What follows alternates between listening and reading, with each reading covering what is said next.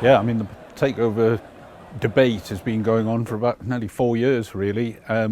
Newcastle United fans have become very frustrated about the fact it stalled, that the Premier League seemingly were content to say nothing and wouldn't give them any updates on whether it could ever go through. The Saudi Investment Fund actually walked away at one point, so frustrated were they by the process, but Newcastle United have never gone away. Clearly, Mike Ashley, the owner who sold, has clearly stayed in contact with them, believing a deal could be made eventually. And today's the day.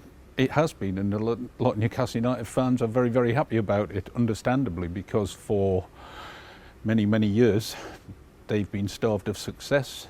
The club has been in limbo, really, you would say, just content to tick over. There's a song about the fact that Newcastle United just ticks over, and it's worth much, much more than that. It's a much bigger club than that. It deserves success, and it's been unable to get going, really, kick itself into gear, and now it can.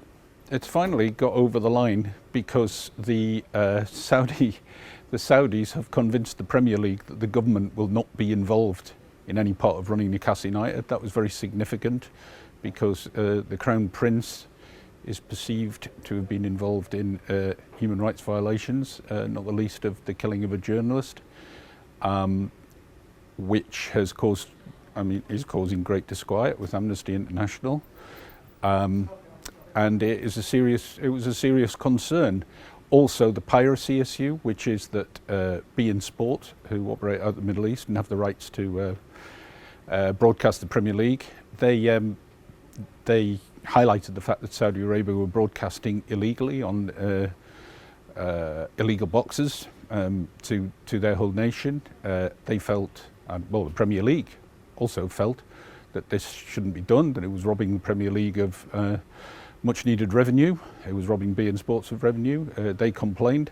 And to be honest, the other clubs in the Premier League couldn't really sanction this takeover while that illegal act was going on. Saudis have given guarantees that that issue will now be settled, that they will pay compensation for that, and that from now on they will broadcast Premier League football legally.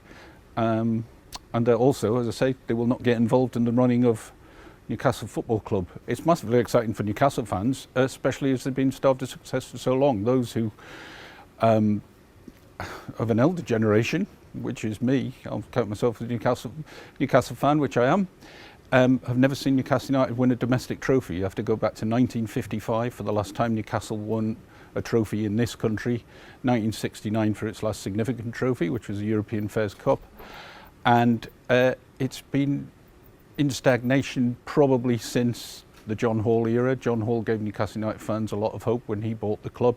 They very nearly won the league. It didn't happen, had some great Champions League nights, and that gave Newcastle fans a taste for what was possible at the club.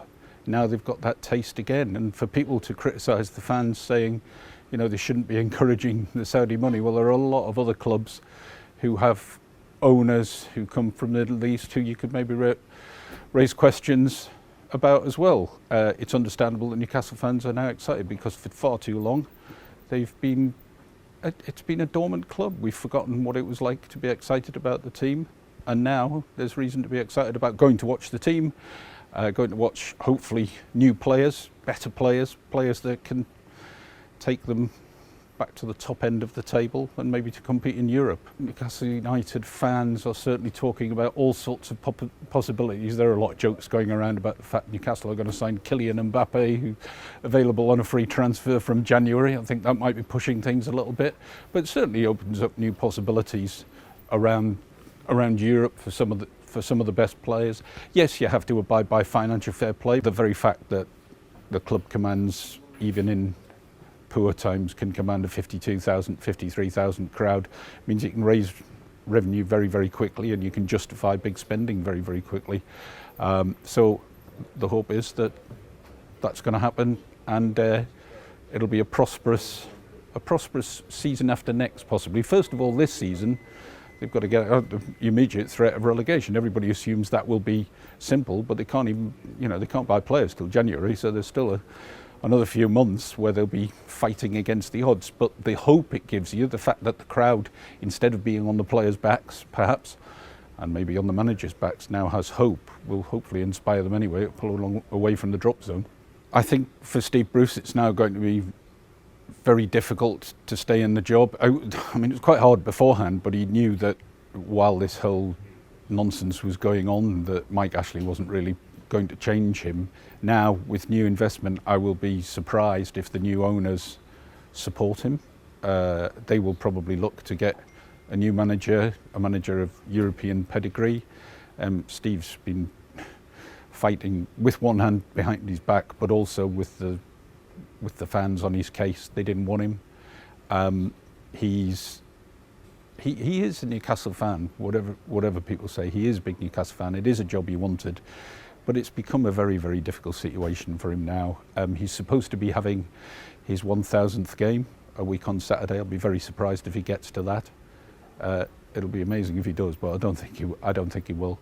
Look, there's certain managers available around Europe, such as Antonio Conte, who would be a pretty amazing appointment for Newcastle. All sorts of names are going to be thrown at it, but you would expect them to make that change probably pretty soon.